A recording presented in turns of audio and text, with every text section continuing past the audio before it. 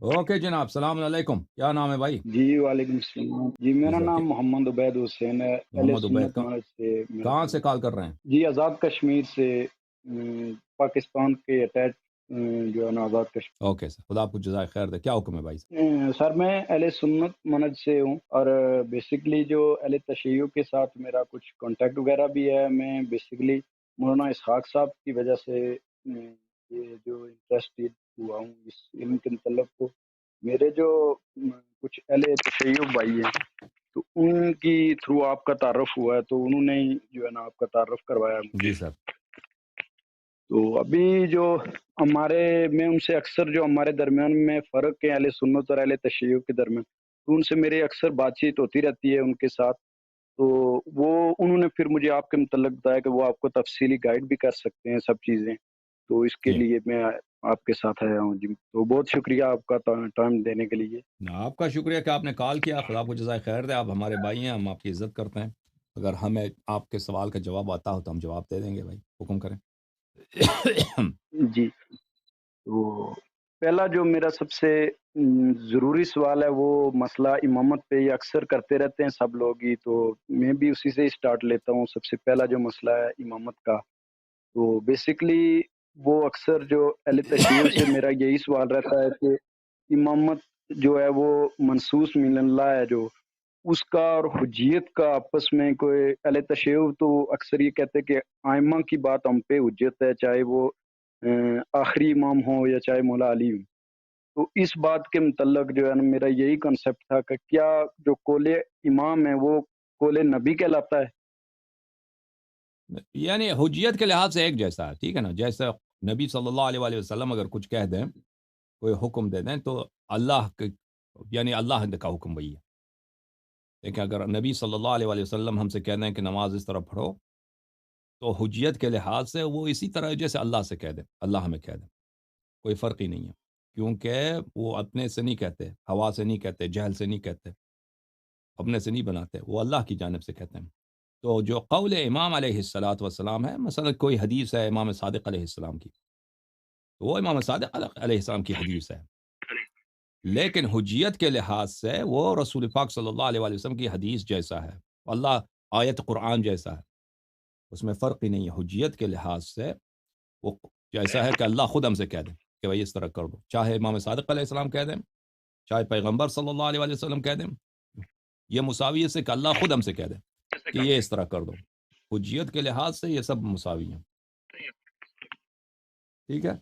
نہیں، لیکن دیکھیں پھر اس میں فرق تو ظاہر ہے یہ آتا ہی ہے کہ بالفرض جو مطلب سیدنا عمر رضی اللہ تعالیٰ عنہ ہیں یا سیدنا ابو بکر ہیں، تو یہ جو ہیں ڈائریکٹ ان کا جو دین کا اصل کرنے کا سورس ہے وہ نبی علیہ السلام ہے۔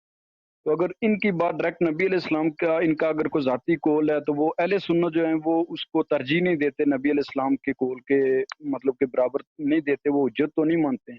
تو پھر جو انسان کوئی بھی جو امام ہے، چاہے امام علی رضا ہوں یا پھر ان کے بعد کے جو ائمہ ہیں، تو پھر وہ تو ظاہر ہے 200 250 سال بعد اللہ کے نبی سے کے بعد جو ہے نا ان کا ٹائم آیا ہے۔ تو اب ان کی بات اس طرح کیسے ویلیویبل ہو سکتی ہے جو اللہ کے نبی کے کیونکہ ساتھ تھی، چونکہ معصوم ہے اللہ نا، کے نبی کے ساتھ تو معصوم ہے، معصوم عصمت، کیونکہ ایک شخص جب معصوم ہے، ابو بکر عمر معصوم نہیں ہے، ان کی کلام حجت نہیں ہو سکتی، ٹھیک ہے نا؟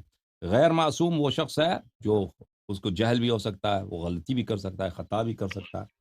اس نے اگر نبی صلی اللہ علیہ وآلہ وسلم سے سنا ہے، صحیح نقل کیا ہے، ہمیں بھروسہ ہے کہ یہ اس نے واقعاً صحیح نقل کر رہا ہے، تو پھر صحیح ہے، لیکن اس کے اپنے الفاظ اس کی کوئی حجت نہیں ہوتی، کیونکہ وہ غیر معصوم ہے، وہ خطا کر سکتا ہے۔ لیکن ایک شخص معصوم ہے، ایک شخص معصوم ہے، حضرت عیسیٰ علیہ السلام بھی آ جائیں، ابھی فرض کریں حضرت عیسیٰ علیہ السلام نازل ہوتے ہیں آسمان سے، وہ کوئی بات کہہ دیتے ہیں، وہ غلط ہے، کبھی غلط بات نہیں کہیں گے، وہ جو بھی کہیں گے صحیح ہے، کیونکہ وہ معصوم ہے۔ وہ ایسے وہ ہمارے نبی کی شریعت پہ آئیں گے، وہ جب آئیں گے حضرت عیسیٰ علیہ السلام ہمارے نبی صلی اللہ علیہ وسلم کی شریعت پہ آئیں گے، اگر وہ کوئی چیز ہم سے کہہ دیتے ہیں، مثلا کہہ دیتے ہیں قیامت کے دن یہ ہوگا، کہیں گے کہ نماز کا طریقہ اس طرح ہے، ٹھیک ہے نا؟ وہ بالکل صحیح کہتے ہیں، کیونکہ وہ کبھی حضرت عیسیٰ علیہ السلام وہ کبھی غلط بات ہمیں نہیں بتائیں گے، کیونکہ وہ معصوم ہے۔ اچھا، اسی طرح ائمہ طاہرین علیہ الصلوۃ والسلام معصوم ہیں، معصوم ہے یا یعنی وہ کبھی غلط نہیں کہیں گے، جو بھی کہیں گے وہ صحیح کہیں گے۔ جیسے رسول اللہ صلی اللہ علیہ وسلم معصوم ہے، ہم کیوں ان کی بات مانتے ہیں پیغمبر کی صلی اللہ علیہ وسلم کی؟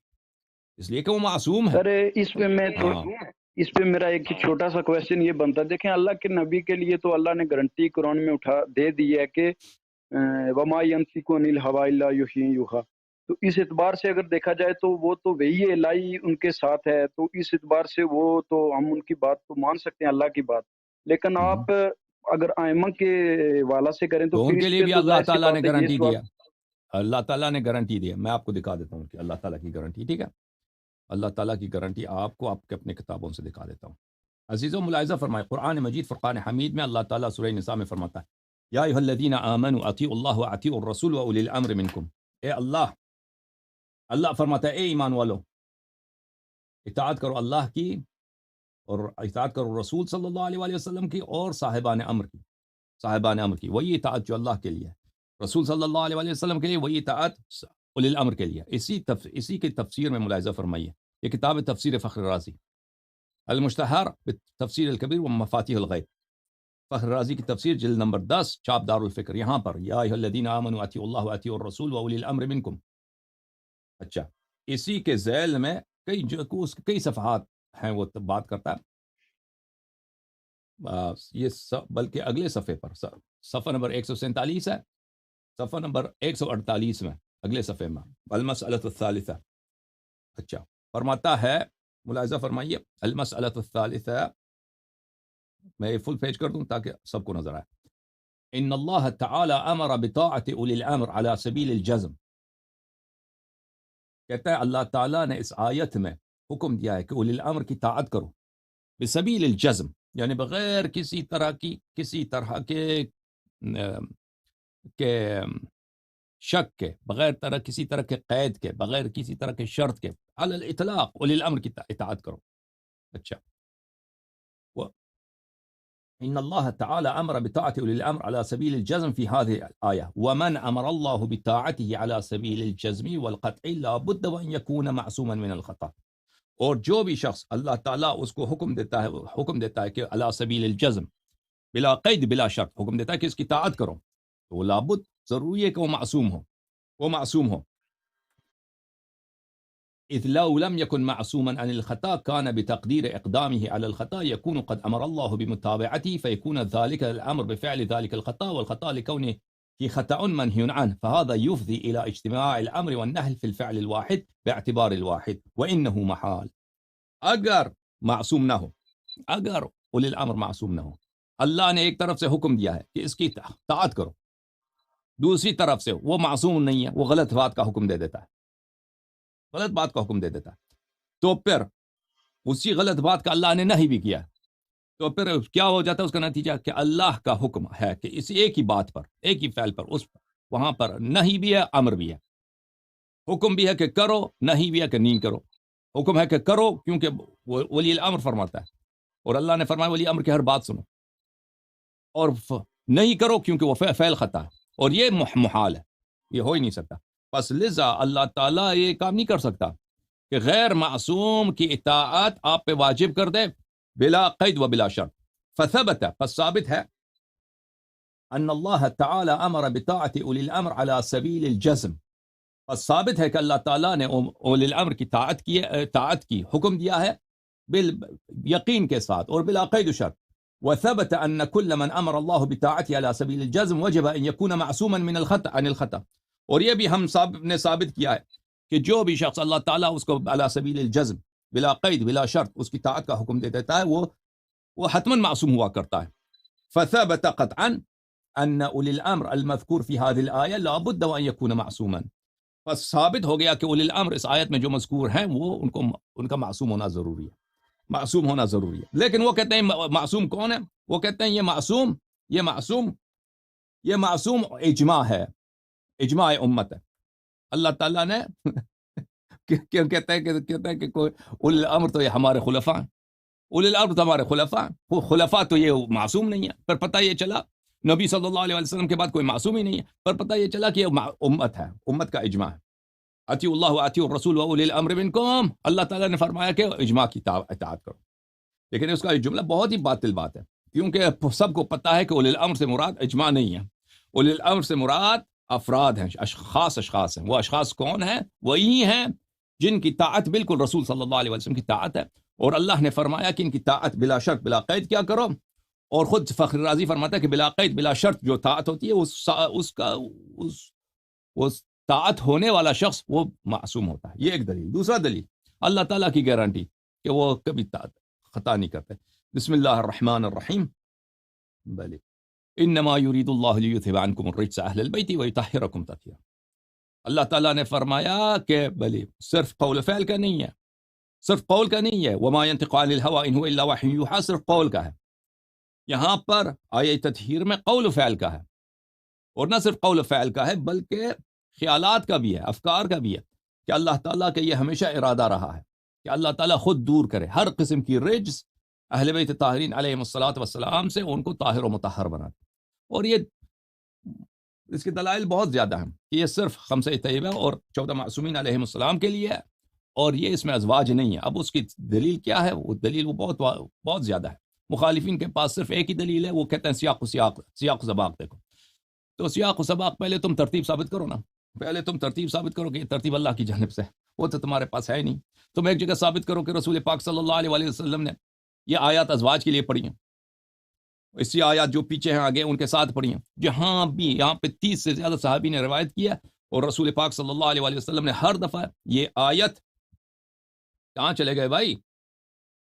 او بھائی آزاد کشمیر والے، وہ چلے گئے آزاد کشمیر والے. انہوں نے نبی کریم صلی اللہ علیہ وسلم نے ان کے لیے پڑھی ہے، اہل بیت طاہرین علیہم الصلاۃ والسلام کے لیے. ٹھیک ہے نا. اور پھر حدیث ثقلین رسول اللہ صلی اللہ علیہ وسلم نے فرمایا کہ انی تارک فیکم من اخذتم به لن تضلوا بعدی ابدا کتاب اللہ وعترتی اہل بیتی. میں حدیث ثقلین لے کے آؤں آپ کے لیے. ایک منٹ. یہ ہے کہ میرے ہاتھ میں کتاب سنن ترمذی. ملاحظہ فرمائیں. آ گئے بھائی؟ تشریف لائے؟ کہاں گئے تھے محمد حسین صاحب؟ آواز نہیں آ رہی. جی وہ کال ڈسکنیکٹ ہو گئی تھی. اوکے دیکھ لیں آپ. ابھی آپ کو لے کے آتے ہیں. میں فل پیج کرتا ہوں اس لیے تاکہ سب کو نظر آ جائے. اچھا، سنن ترمذی چاپ دار الفکر، چھپی ہے کتاب سنہ 2008 میں دار الفکر بیروت میں. یہاں پہ ملاحظہ فرمائیے میرے بھائیو، صفحہ نمبر 1079 میں بلی روایت ہے زید بن ارقم سے، انی تارک فیکم ما ان تمسکتم به لن تضلوا بعدی بلی احدهما اعظم من الاخر کتاب اللہ حبل ممدود من السماء الى الارض وعترتی اہل بیتی ولن يتفرقا. میں تمہارے درمیان دو چیزیں چھوڑ کے جا رہا ہوں، اگر ان کی اتباع کرو کبھی گمراہ نہ ہو جاؤ گے، کبھی گمراہ نہ ہو جاؤ گے. ہاں وہ کہاں ہے؟ وہ فرمائے نا ان تمسکتم به لن تضلوا بعدی. جب تک ان سے تمسک کرو گے، اتباع کرو گے، کبھی گمراہ نہ ہو جاؤ گے، کبھی گمراہ نہ ہو جاؤ گے. اچھا ہوئے قرآن مجید وعترتی اہل بیتی ولن يتفرقا حتی یرد علی الحوض. یہ دونوں کبھی ایک دوسرے سے الگ نہیں ہوں گے. تو رسول پاک صلی اللہ علیہ وسلم نے جب فرمایا، اور یہ حدیث متواتر ہے کہ جب تک ان کی اتباع کرو کبھی گمراہ نہ ہو جاؤ گے، یعنی یہ کبھی آپ کو غلط بات کا حکم نہیں دیں گے، خطا کا حکم نہیں دیں گے. ہر حکم ان کا صحیح ہوگا. ٹھیک ہے نا. وَإِلَّا اگر اہل بیت علیہ السلام کبھی صحیح کبھی غلط حکم دے دیں تو پھر ہم جب ان کی غلط بات کا اتباع کریں گے تو گمراہ ہو جاؤں گے. پھر رسول صلی اللہ علیہ وسلم کا وعدہ غلط ہے. اور پھر رسول پاک صلی اللہ علیہ وسلم نے فرمایا کہ یہ کبھی قرآن سے الگ نہیں ہوں گے. جو شخص گناہ کرتا ہے یا بدعت کا حکم دیتا ہے یا اللہ کے حکم کے خلاف حکم دیتا ہے، مثلا میں ایک فتویٰ دے دوں آپ کو جو شریعت میں نہیں ہے، جان کے دے دوں یا بھئی وہ غلطی سے دے دوں، میں قرآن سے تو الگ ہو گیا، میں تو قرآن سے الگ ہو گیا نا. جب میں ومن لم يحكم بما انزل اللہ فاولئک هم الکافرون، جو ما انزل اللہ کے مطابق بیان نہیں کرتا وہ کافر ہے.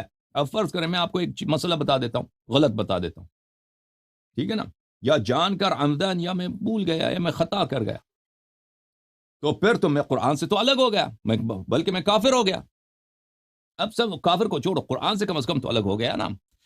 حالانکہ رسول پاک صلی اللہ علیہ وسلم کا وعدہ ہے کہ اہل بیت علیہ السلام کبھی قرآن سے الگ نہیں ہوں گے.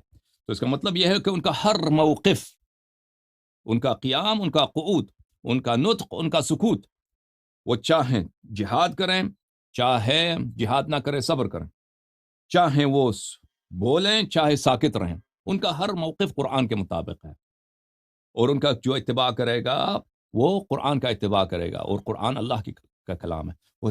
لذا یہ جو میں نے آئے اطیعوا اللہ واطیعوا الرسول واولی الامر منکم، عصمت ثابت، آئے تطہیر عصمت ثابت، حدیث ثقلین عصمت ثابت۔ مزید بولو بھائی۔